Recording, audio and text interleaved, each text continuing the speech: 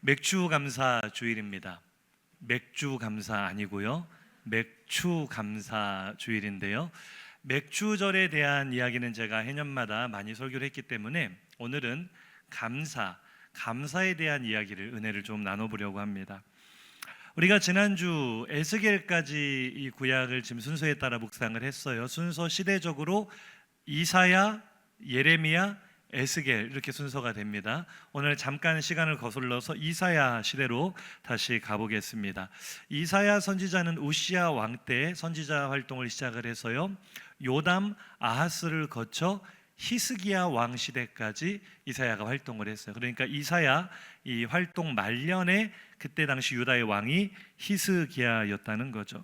히스기야는 어떤 인물입니까? 25세의 젊은 나이에 왕위에 올랐습니다. 그리고 왕위에 오르자마자 아버지 아하스의 우상 숭배를 다 깨트려 부수기 시작했습니다. 심지어 그 시대까지 저 모세 시대 때 만들었던 놋뱀을 아직까지도 우상처럼 섬기고 있었는데 그걸 때려 부신 사람도 히스기야예요. 그러니까 하나님이 보실 때 예쁘겠어요? 안 예쁘겠어요? 굉장히 사랑을 많이 받았던 왕이죠. 열왕기하 18장 5절 이하를 보면은요, 히스기야를 향해 굉장히 특이한 표현들을 많이 써요. 그가 여호와를 의지했다, 여호와께 연합되었다, 그래서 형통한 사람이 되었다라고 다윗 이후로 이 정도의 평가를 받았던 왕은 없었습니다.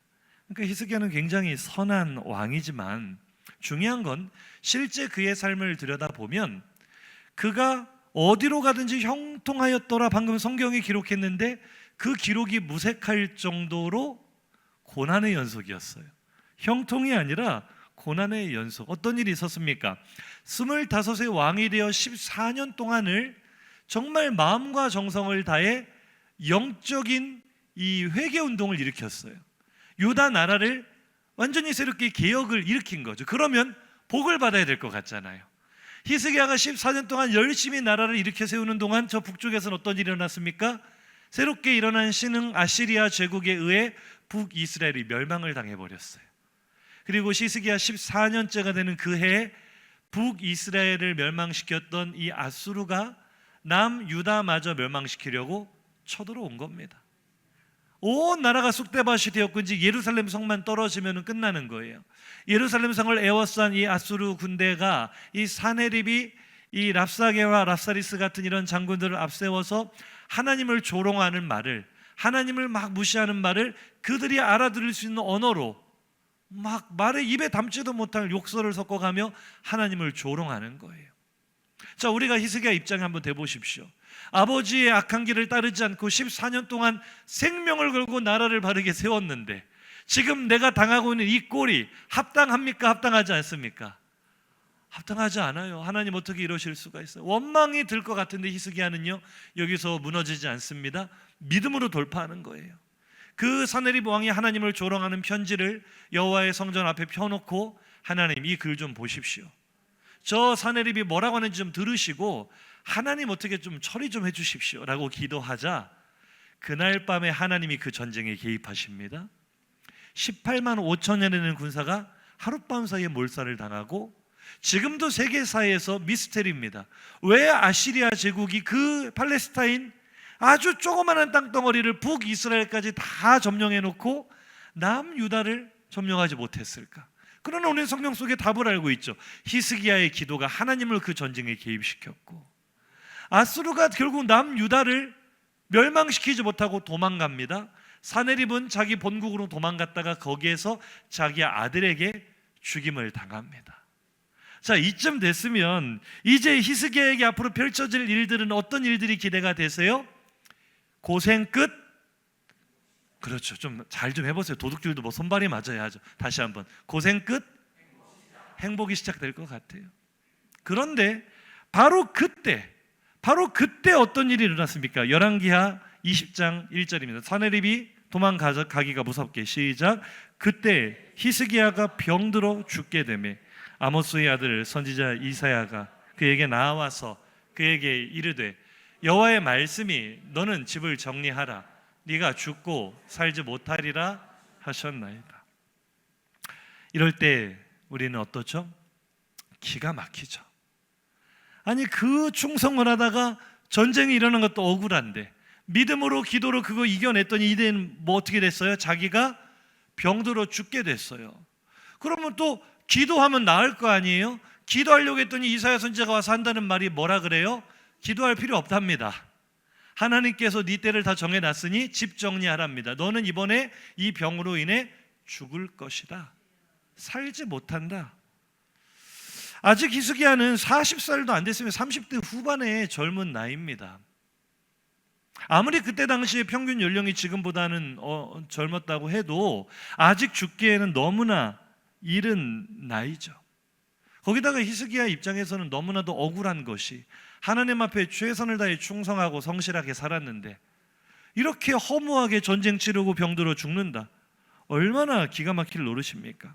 그런데도요 히스기야는 열왕기하 20장 2절 이하를 보니까요 낙심하지 않습니다. 절망하지 않습니다. 하나님을 원망하지도 않아요. 그 하나님께 벽을 바라보며 기도하는 겁니다. 하나님, 내가 지금까지 어떻게 하나님을 섬겼는지를 기억해 달라고요.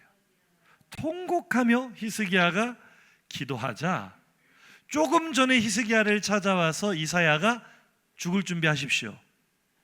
본죽 준비하라는 게 아니라 죽을 준비하라. 죽을 준비하십시오 하고 다시 나가는데요. 이사야가 이 성읍을 빠져나가기도 전에 하나님의 음성이 다시 임합니다. 돌아왔어 이사야가. 돌아와서 뭐라고 합니까? 이사야가 하는 말을 이사야 38장 4절에서 5절 시작. 이에 여호와의 말씀이 이사야에게 임하여 이르시되 너는 가서 히스기야에게 이르기를 내가 네 기도를 들었고 내 눈물을 보았노라. 내가 네 수안에 15년의 생명을 연장시켜 주신 줄로 믿습니다.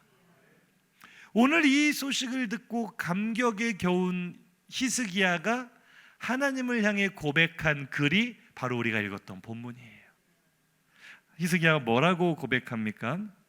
오늘 38장 본문 9절부터 한번 천천히 읽어볼까요? 시작. 히스기야가 병들었다가 그의 병이 나은 때에 기록한 글이 이러하니라. 내가 말하기를 나의 중년에 스올의 문에 들어가고 나의 여생을 빼앗기게 되리라 하여. 잘 멈출게요. 중년에, 이 당시는 뭐 30대 후반 40대면 중년이었어요. 중년, 나이가 그렇게 오래 살지 못하던 시대니까요. 하나님, 내가 아직 젊은 중년인데 벌써 죽게 됐습니다. 스올이라는 것은 지옥을 뜻하는 사망의 권세를 뜻하는 구약의 단어거든요. 나는 이제 영원한 음부 속에 죽음 속으로 들어가게 되었습니다. 그 다음 고백이요, 읽어볼까요? 나의 거처는 목자의 장막을 거둠같이 나를 떠나 옮겨졌고 직공이 배를 걷어 마름같이 내가 내 생명을 말았도다. 자, 멈출게요. 바울도 저 신약에 가서 감옥에 갇혀있는 노년의 자신의 생명이 삶과 죽음 사이에 있다라고 할 때 죽음을 표현할 때 바로 비슷한 표현을 씁니다. 헬라어로 아날리오라는 단어를 썼는데 이 단어의 뜻은 줄을 풀어주다, 줄을 풀어주다라는 뜻이에요. 우리가 이제 여름 휴가철이 됐습니다. 바닷가마다 이 텐트를 치게 될 때 우리가 줄을 어떻게 하죠? 텐트에 줄을 팽팽하게 당겨서 말뚝으로 딱 박아 고정을 시키죠. 하지만 이 텐트는 영원히 살지 않아요. 뭐 길어야 3박 4일, 5박 6일 지나면 다시 텐트 걷어 집으로 가야죠. 바울이 이 땅에 살아가는 우리의 삶을, 삶과 죽음을 바로 이 텐트로 표현을 한 거예요. 줄을 팽팽히 당겨서 고정시켜놓고 이 땅에 영원히 살 것 같았지만 하나님이 부르시니 우리가 이제 줄을 풀어서, 아날리오, 줄을 풀어서 텐트 걷어 하나님께로 돌아갑니다. 지금 히스기야는 죽음을 직감하고 있습니다. 이사야 선지자를 통해 너는 죽을 것이다, 너는 살지 못하리라, 이 말이요 얼마나 큰 낙심과 절망이었는지 내 인생의 장막의 줄이 풀어져 버렸습니다. 나는 다 걷어져 말려진 천조각처럼 나는 말려가고 있습니다. 결국 이 히스기야의 앞선 기도의 앞부분의 결론은요, 마지막 노란 글씨 한번 읽어볼까요? 시작. 내가 종신토록 방황하리이다. 이게 인생의 모습이라는 거예요. 왕이 되었으면 뭐합니까? 아수르의 군대를 물리쳤으면 뭐해요? 몸에 든 병 하나 이기지 못해 시들어가는 내 모습. 아, 인생이 이렇게 허무하구나. 내가 종신토록, 평생토록 나는 방황하다가 죽어가는 인생입니다. 히스기야가 바라본 인생이 이랬어요. 눈 깜짝할 사이에 저물어가는 인생, 줄이 풀려버리는 방황하는 인생. 그런데 히스기야의 이 글이요, 갑자기 반전이 일어납니다. 방금 전에 뭐라 그랬죠? 종신토록 내가 방황합니다 라고 말했던 히스기야의 고백이 어떻게 반전되냐면 20절 이 글의 말미에서는요, 시작, 여호와께서 나를 구원하시리니 우리가 종신토록 여호와의 전에서 수금으로 나의 노래를 노래하리이다. 할렐루야. 종신토록, 평생토록 방황하던 인생이 평생토록 기뻐 찬양하는 인생으로 바뀌는 역사가 오늘 우리 성도들 가운데 일어나기를 주의 이름으로 축복합니다. 인사하시죠. 오늘은 당신이 주인공입니다. 오늘 우리가 살펴볼 주제가 바로 이거예요. 왜 평생토록 방황하던 인생이, 고통받던 인생이 평생토록 노래하는 인생으로 변했을까? 결론부터 말씀을 드리자면요, 주의 은혜를 깨달았기 때문인데요, 이거를 다른 말로 바꿔서 직역한다면 따라할까요? 감사했기 때문입니다. 은혜를 깨달았다는 것이 왜 감사와 직결되는가? 이게 궁금하시다면 옆 사람과 인사하시겠습니다. 감을 못 잡으시네요.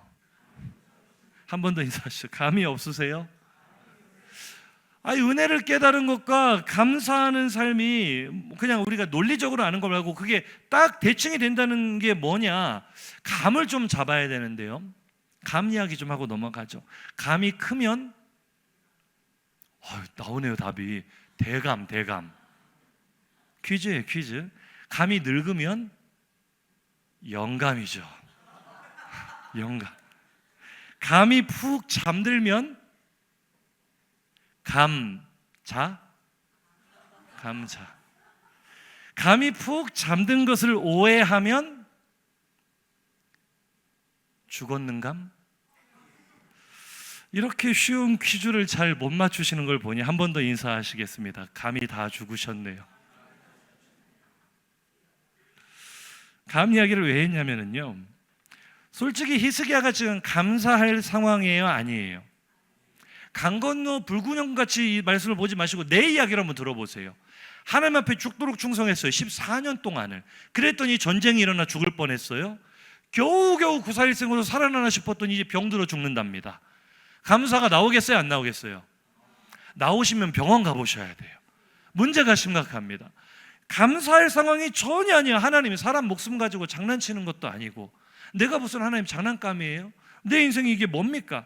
해도 너무 하신다고 대들어야 할 것 같은데, 만약 내 안에 그런 마음이 있다면 한 번 더 옆 사람에게 인사하겠습니다.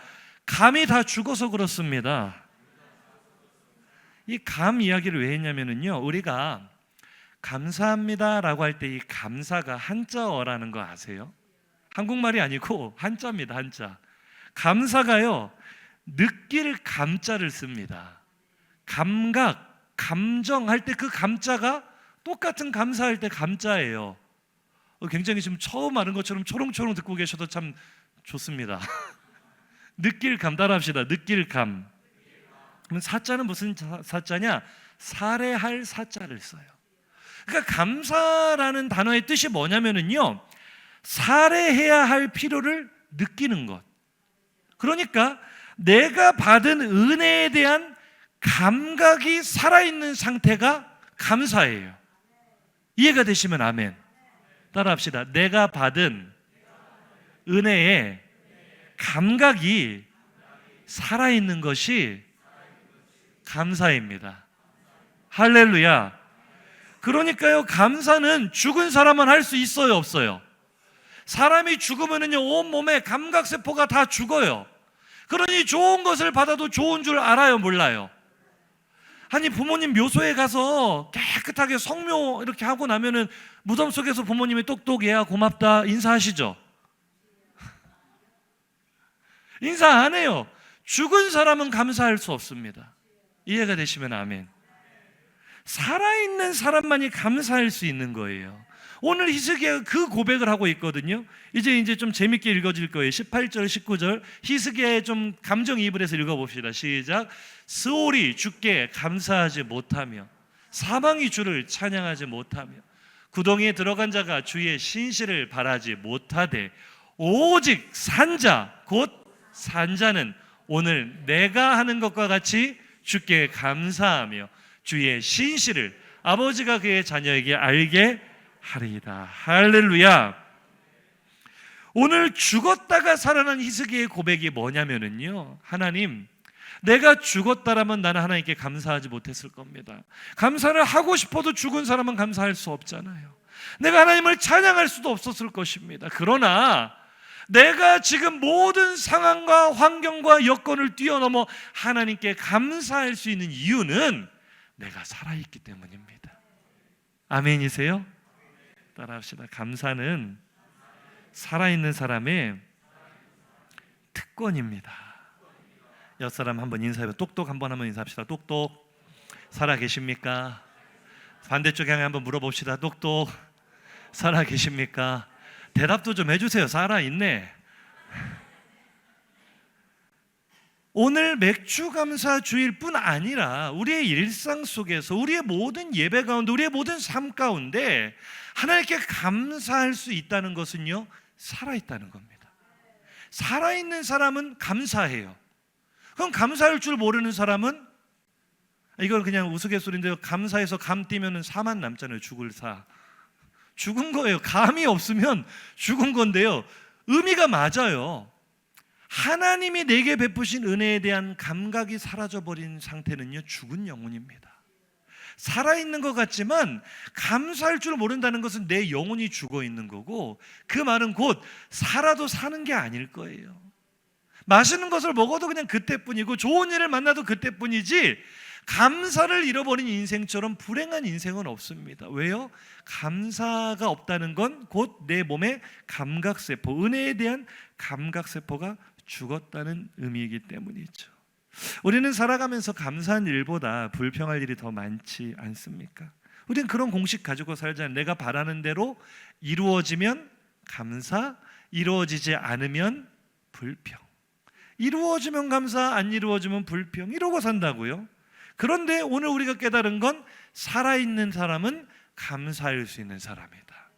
그렇다면 이제 우리의 시각을 좀 바꿔야 되겠죠. 우리의 삶에 고난이 많아도, 되는 일이 없어도, 병에 들어 건강이 좋지 않아도, 가난해도, 자녀들의 앞길이 열리지 않아도 인사하시죠. 감사할 수 있습니다.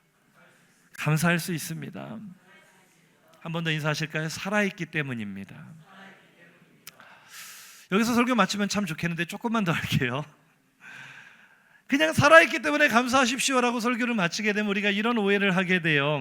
그래, 안 죽고 살아있는 것만 해도 감사해야지. 이렇게 받아들이게 되면은요, 말은 맞는 말인 것 같은데 하나님을 참 잔인한 분으로 만드는 거예요. 야, 뭐 고난이 좀 있어? 몸이 좀 아파? 가난해? 안 죽고 살아있는 것만 해도 너는 감사해라. 아니, 그럼 하나님이 참 나빠요, 좋아요?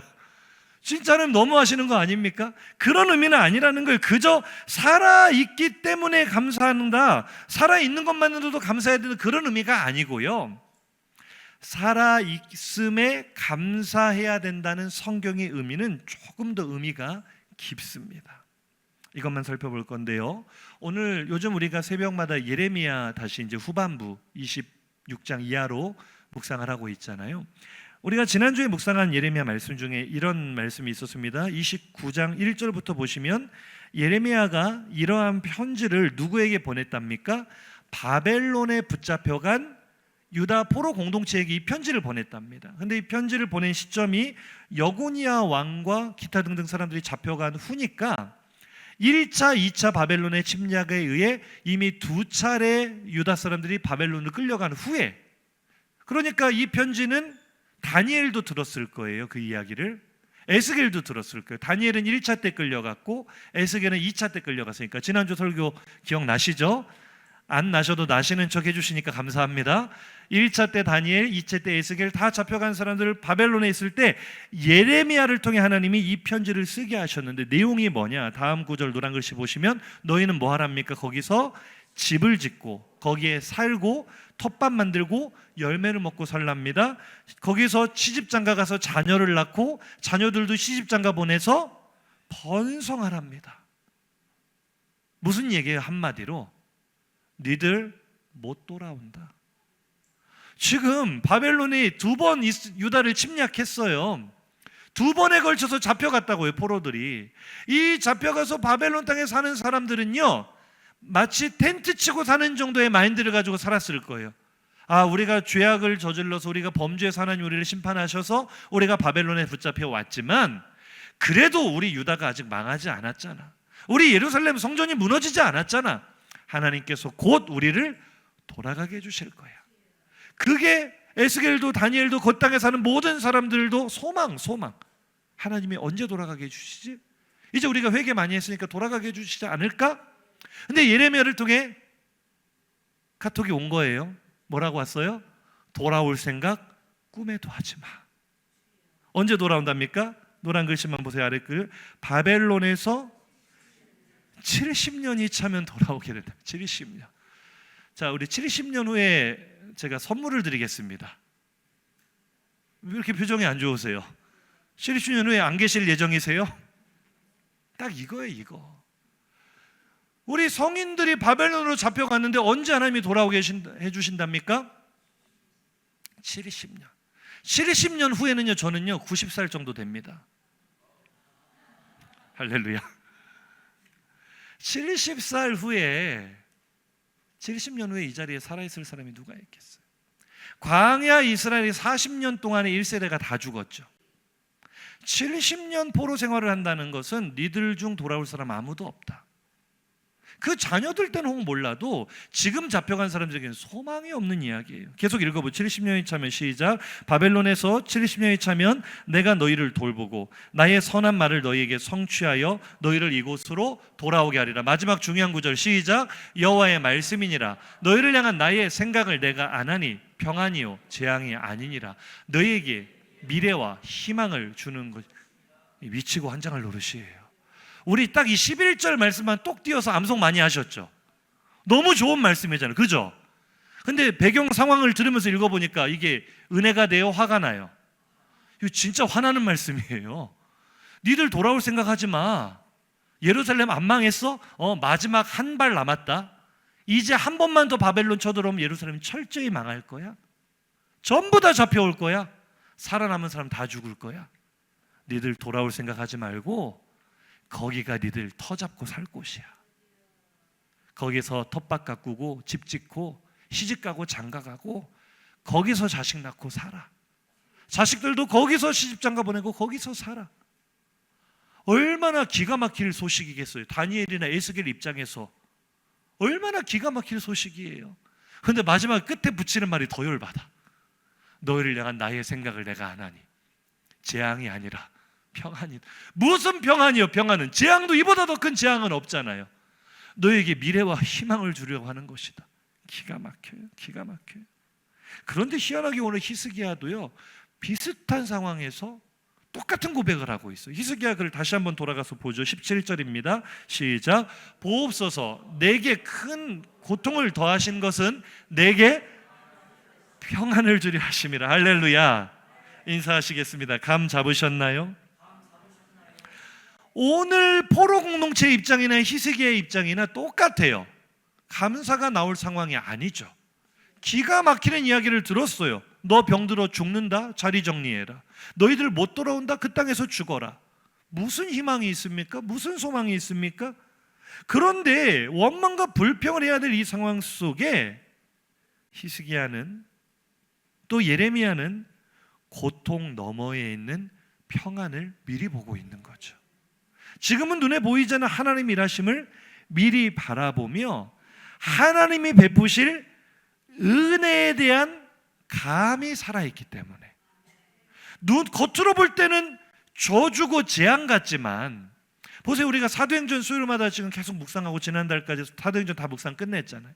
바울이 보세요. 예루살렘에 가서 무슨 일을 만날지 몰란다 했는데 진짜 험한 꼴 많이 당하고 죽을 뻔하다가 로마 군인들에 의해 겨우 살아남아 가이사랴 공관으로 이동되었습니다. 바울 생각에는 하나님 이제 나를 꺼내주시나 거기서 2년의 시간을 허비합니다. 기가 막혀요. 바울이 생각할 때는 왜 나를 2년 동안이나 여기 붙잡아 놓으시는가? 나는 빨리 로마로 가야 되는데 왜 나에게 자유를 주지 않으시는가? 겉으로 볼 때는 재앙 같지만 우리는 사도행전을 다 묵상하며 보았습니다. 좀 넓게, 높게, 크게 봤어요. 바울이 지금 가이사랴 공간에서 나오는 순간 바울을 죽이려고 물도 마시지 않고 밥을 먹지도 않고 칼을 갈고 있는 사람 자객이 40명 이상이에요.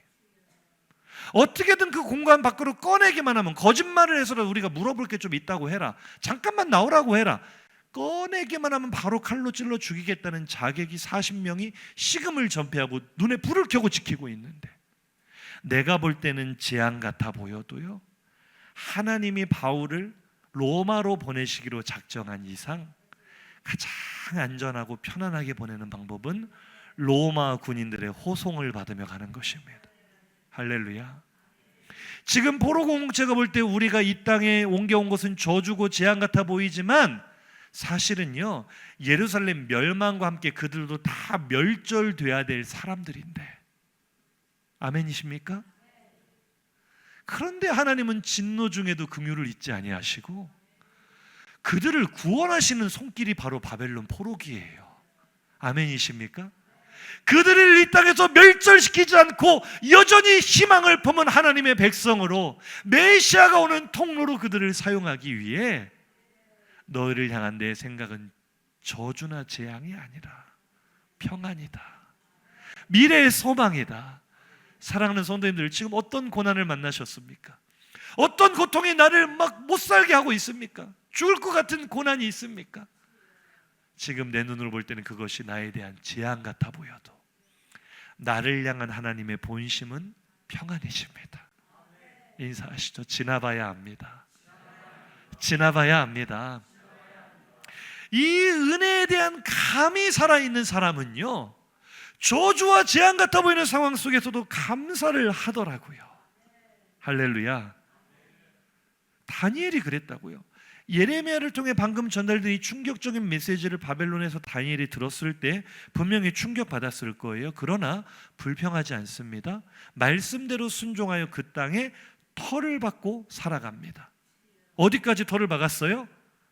다니엘은요, BC 605년, 그러니까 여호야김 왕이 다스리던 시절에 1차로 포로로 잡혀간 소년이었습니다.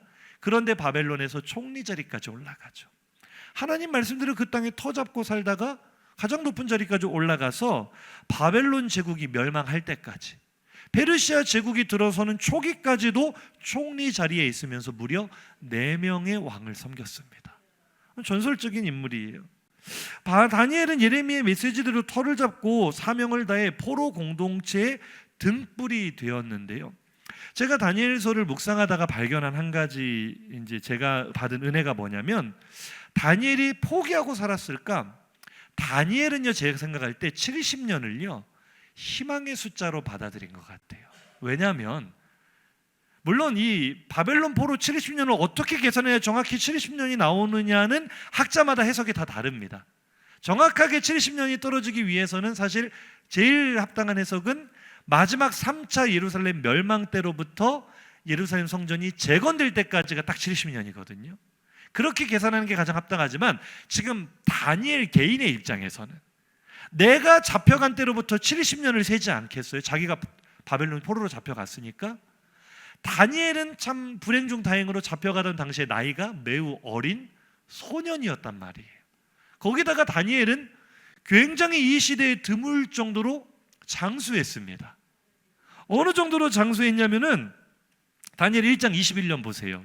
21절 시작. 다니엘은 고레스 왕 원년까지 있으니라. 고레스 왕 원년이 이스라엘 포로들이 돌아가게 된 해거든요. 그러니까 그때까지 다니엘이 살아 있었다는 말이에요. 아멘. 그러니까 지금 다니엘이 품은 이 소망이 헛된 소망입니까? 가능성이 있는 소망입니까? 제가 다니엘을 묵상해 봤을 때 다니엘은 그 포로 공동체 가운데 희망이 되어주면서 동시에 손가락으로 세듯이 70년을 세아리고 있었어요. 그날을 꿈에도 그리며, 하나님 이제 10년 남았습니다. 하나님 이제 5년 남았습니다. 예레미야를 통해 내게 주신 말씀대로 내가 여기 터 잡고 살았는데 이제 5년 지나면 나 돌아갈 수 있겠죠. 저는 다니엘이 그 소망 품고 살았다고 생각해요. 나를 이렇게 오랫동안 살려두신 것은 내게 그 소망을 주시려는 게 아닐까. 그런데 그 소망을 가지고 70년을 손꼽아 기다리던 다니엘에게 어떤 일이 닥쳐왔습니까? 다니엘 5장 30절부터 한번 보시죠. 시작. 그날 밤에 갈대아 왕 벨사살이 죽임을 당하였고 메대 사람 다리오가 나라를 얻었는데 그때의 다리오는 62세였더라. 이 날이여 바벨론이 멸망한 날. 페르시아 제국이 사실은 메디아 왕국과 바사 왕국의 연합 제국이거든요. 그러니까 그 바벨론이 망하자마자 페르시아 제국이 들어선 게 아니라 과도기가 약 2, 3년 있었는데 그 과도기에 메디아 왕국이 그 정권을 차지한 겁니다. 그 메디아 왕국의 왕이 바로 다리오였어. 다리오.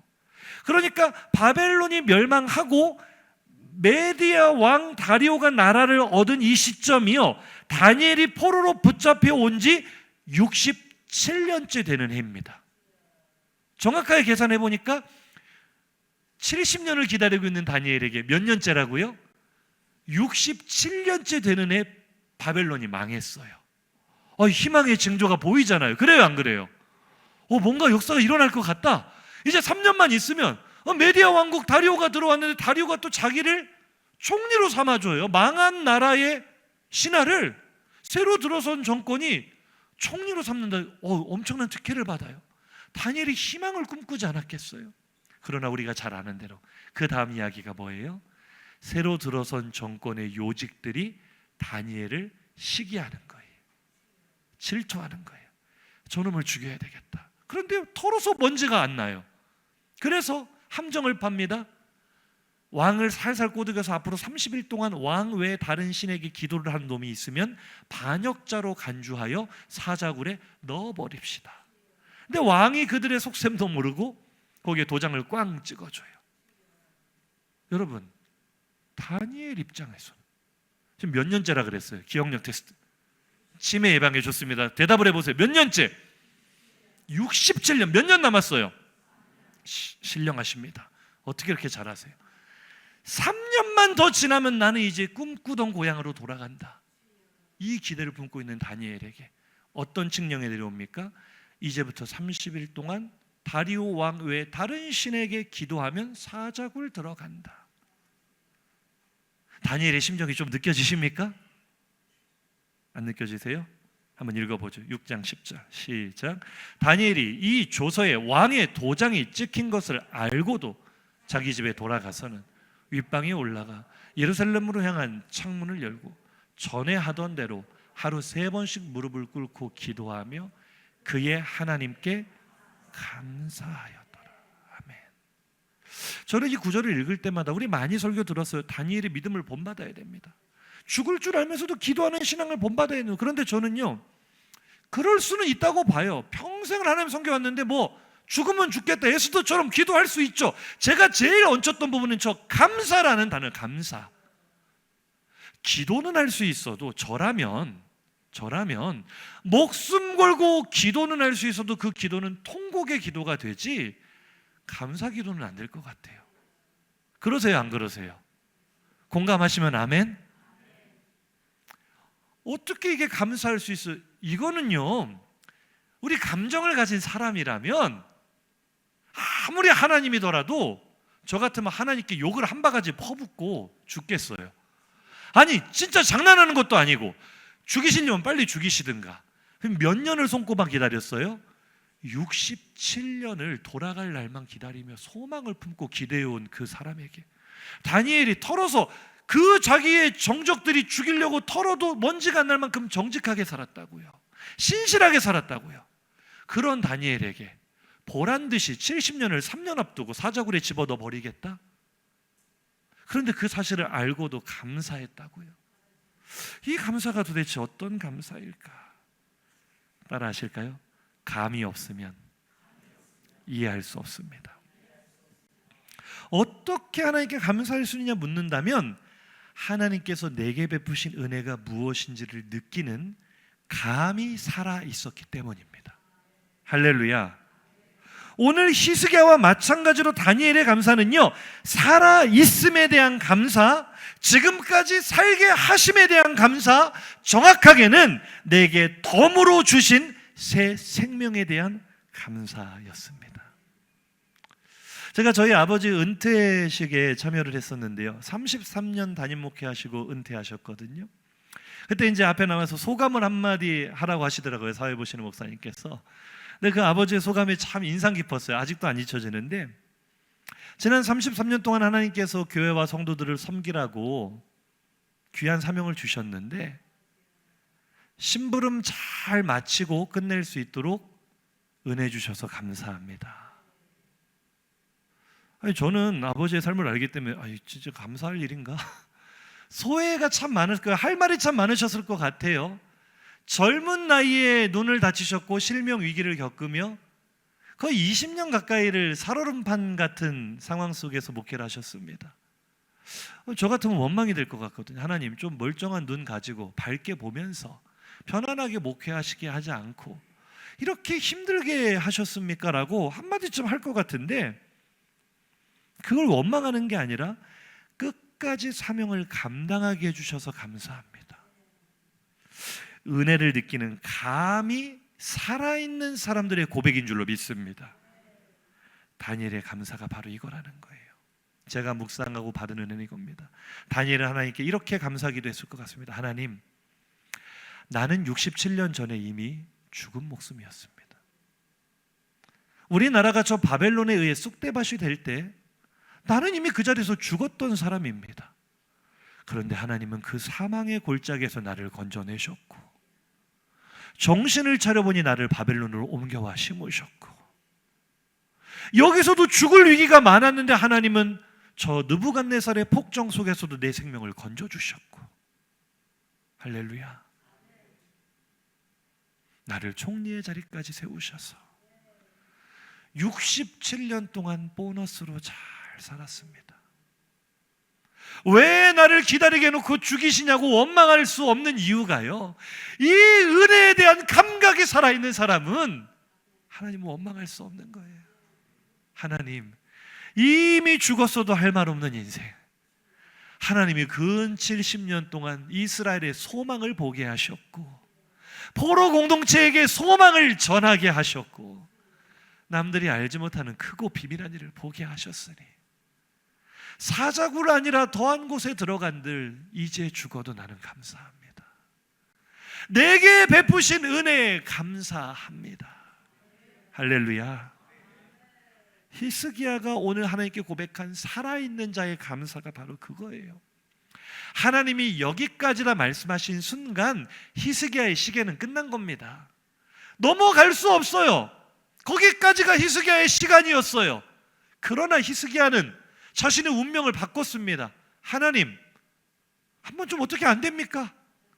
통곡하며 어떻게 좀 안 되겠습니까? 그랬더니 하나님이 이례적으로, 하나님이 정하시면 끝이거든요. 야, 그래, 조금 더 가자. 15년의 시간을 덤으로 얻었죠. 자기의 시간이 아니었죠.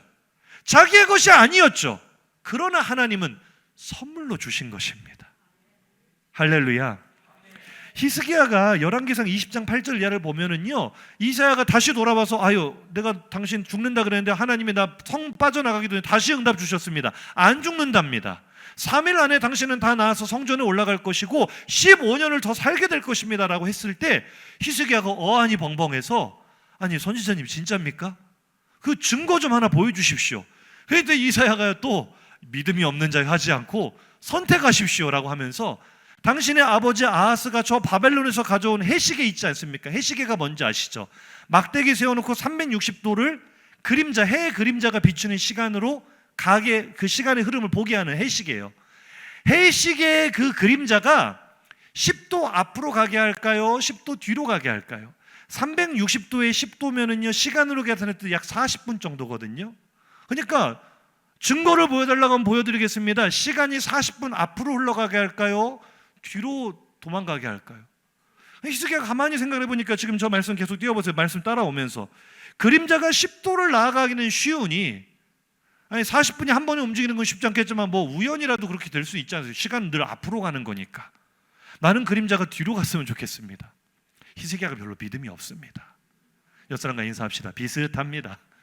인생이요, 대단해 보여도 비슷해. 우리랑 비슷해서 의심이 많아요. 확실하다면 도저히 일어날 가능성이 없는 시간이 뒤로 돌아가는 기적을 보여주십시오. 그대로 해주십니다. 근데 제가 이 말씀 묵상하다가 가만히 생각을 해봤는데 왜 시간이 뒤로 돌아갔을까? 우리가 돌릴 수 없는 시간, 내가 다시 살릴 수 없는 생명, 마른 뼈처럼 죽어버린 우리 지난주에 종이 막 다시 살아나는 거 보셨죠? 시간을 되돌린다는 역재생은 그런 거예요. 내가 너를 살아나게 하리라. 네가 잃어버린 생명을 되찾아 주리라. 시간을 거슬러 오르듯 자신의 시간이 아닌 것을 히스기야가 또 다니엘이 선물로 받은 줄로 믿습니다. 우리도 그런 줄로 믿습니다. 에베소서 2장 1절 8절 시작. 그는 허물과 죄로 죽었던 너희를, 성경이 말하는 우리의 상태는요, 이미 죽었던 상태입니다. 소망이 없는 상태. 살아도 요한계시록의 4대 교회를 향해 그렇게 하죠. 내가 살았다는 이름은 가지고 있으나 실상은 죽은 자로다. 살아도 뭐가 기쁜지, 뭐가 행복한지, 삶의 기쁨도 의미도 존재 가치도 모른 채 그저 죽지 못해 사는 인생, 그게 사는 겁니까? 우리는 소망이 없는 인생이에요. 그러나 오늘 우리가 다시 산 것은요, 이어서 읽어보시죠. 시작. 너희는 그 은혜에 의하여 믿음으로 말미암아 구원을 받았으니 이것은 너희에게서 난 것이 아니요 하나님의 선물이라. 아멘. 오늘 내가 살아있는 것은요, 예수께서 십자가의 죽으심으로 영원히 꺼지지 않을 그 생명을 내게 넣어주셨기 때문입니다. 마른 뼈에게 생기를 넣어주시듯 내 생명은 곧 말라버리겠지만 예수의 생명이 내 안에 들어온 순간 나는 죽어도 삽니다. 영원히 죽지 않는 부활 생명이 내 안에 들어왔습니다. 그러므로 지금 우리가 살아가는 이 시간은 본래 나의 것이 아닌 것을 덤으로 받은 것인 줄로 믿습니다. 할렐루야. 예수를 믿는다는 것은 그런 거예요. 예수를 알고 예수를 만난 후 지난 죄악된 나의 옛사람의 시간은 끝났습니다. 나는 죽었습니다. 내가 그리스도와 함께 십자가에 못 박혀 죽었습니다. 그 고백이에요. 그러나 이제 내가 산 것은 나를 사랑하사 나를 위하여 자기 자신을 버리신 예수의 생명이 내 안에 들어왔기 때문에 나는 죽어도 죽지 않을 영원한 생명을 가지고 이 땅에서도 하나님의 나라를 누리며 살아가는 보너스 스테이지를 살아가고 있는 줄로 믿습니다. 죽어서 천국 가는 건 당연한 거고요, 예수를 믿은 순간 우리는 살아서도 천국을 누리는 자들인 줄로 믿습니다. 이것이 은혜에 대한 감이 있는 산자의 고백인 거예요. 인사하실까요? 이 땅에서만 누릴 수 있는 천국이 있습니다. 이 땅에서만 누릴 수 있는 하나님 나라의 행복이 있습니다. 어제도 오늘 아침에도 교회 오시다가 차 안에서 부부싸움 하신 분들 계실 텐데요, 마음에 찔림이 있거든. 잘 한번 들어보세요. 부부 생활은요, 천국 가도 못 해봅니다. 좋으세요? 지긋지긋한 이걸 끝낼 수 있다. 좋으세요? 예수님이 그러셨거든요. 너희들이 천사도 영도 하나님의 말씀도 몰라서 오해했다고요. 천국 가서는 지금 우리처럼 시집가고 장가가고 그런 것도 없대요. 다 하늘에 있는 영과 같대요. 그러니까 우리 사랑하는 청년들 부지런히 시집장가 가시기 바랍니다.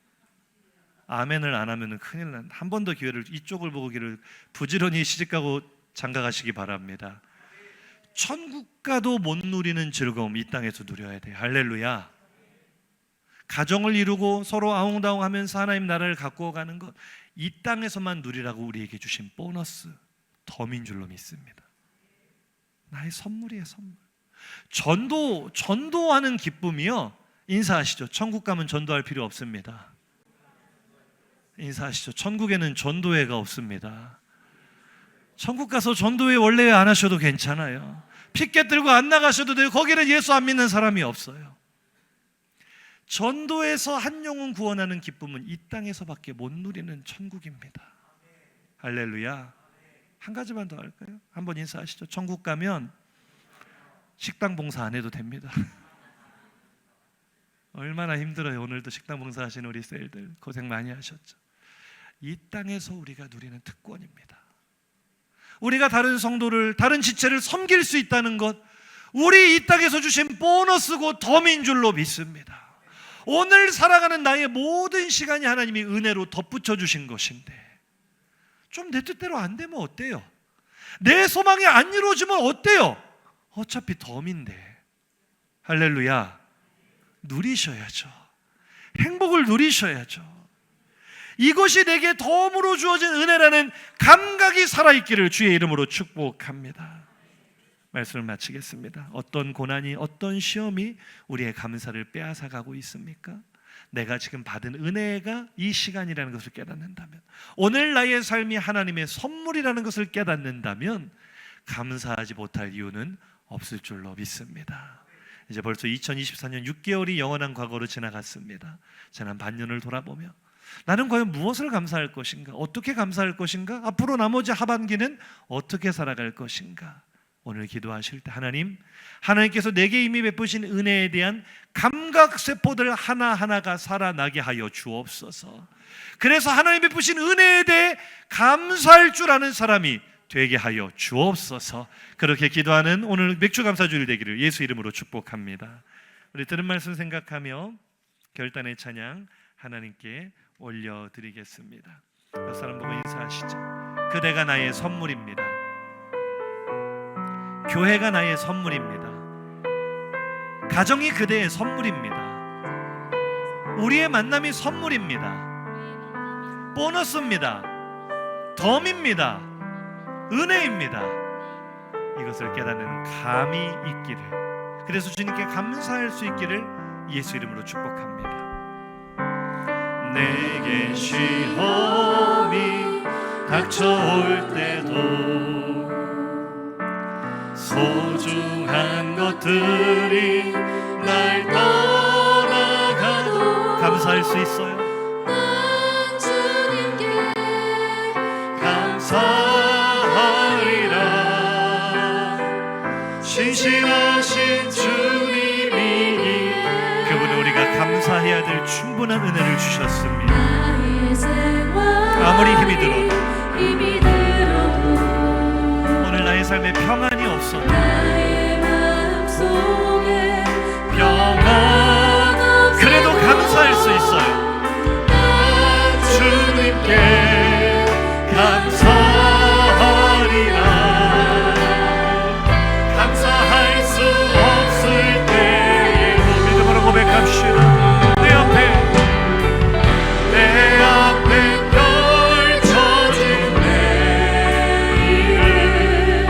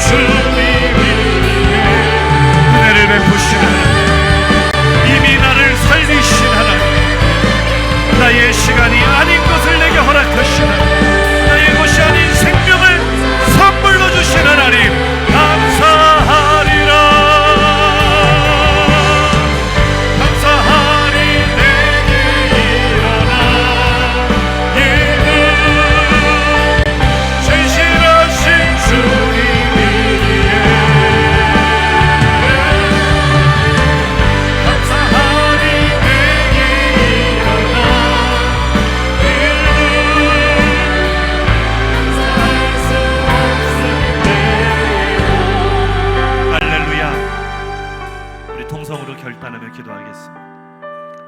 감사할 수 없는 일들이 참 많죠. 내 삶에 끊임없는 시험과 고난과 아픔과 어려움이 있죠. 그러나 사실은 상황이 문제가 아니고 환경이 문제가 아니고 하나님께서 그 상황들보다 앞서 내게 베푸신 은혜를 느끼는 감각세포가 죽었기 때문입니다. 하나님의 베푸신 은혜에 대한 감이 없어졌기 때문에 우리의 삶에 감사가 없는 것입니다. 죽은 사람은 감사할 수 없습니다.